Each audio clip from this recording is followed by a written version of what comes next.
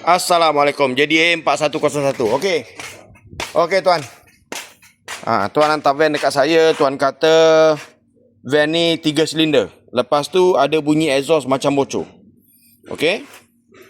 Jadi saya cuba dengar bunyi tu datang daripada area manifold. Jadi kita dah buka manifold dah, kita check. Sekali jalan kita check sekali lah. Keadaan water jacket semua elok. Water pump pipe pun masih boleh pakai. Tapi memang van tuan ni tak pakai coolant. Okay, peluang dia bocor sangat tinggi. So, satu saja saya jumpa kat sini yang agak teruk. Penapis udara ni asalnya warna merah. Dan ini pun banyak habuk. Dah reput. Dah reput dah tuan. Nampak tu. Tolak pun dia koyak dah. Jadi ini boleh mengakibatkan karburator jadi tersumbat. Hose ni pun okey, boleh pakai lagi. Karburator leaking teruk.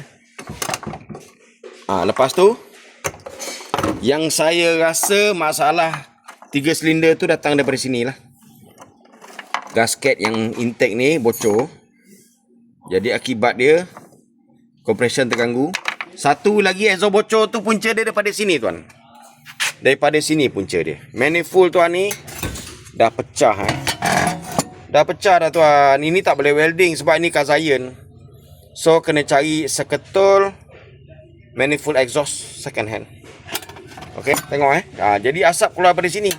Keluar asap dan bunyi bising adalah daripada manifold yang dah pecah. Okey tuan, terima tu. Okey, tuan. Ni satu skru patah ni kita tengah proses keluarkan sebab dia patah kat dalam tu. Jadi selama ni memang manifold ni tak kuat lah. Okey. Okey, Assalamualaikum tuan. Saya nak sambung Okey. Sekarang kita dah siapkan pemasangan Kita dah tukar gasket. Kita dah tukar manifold exhaust yang pecah tu. Karburator tak jadi servis sebab karburator okey saja. Cuma hose kita dah tukar lah. Yang tu keadaan sekarang. Okey, start tengok. Rem.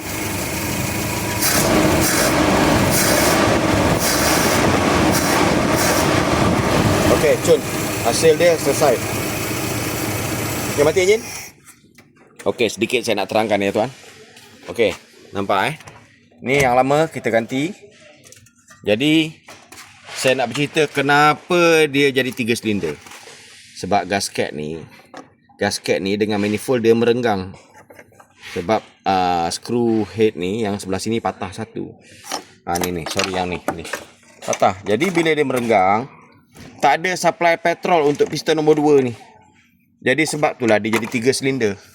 Satu lagi exhaust tu punca daripada situ. Okey, benda dah settle. Terima tuan. Van dah boleh ambil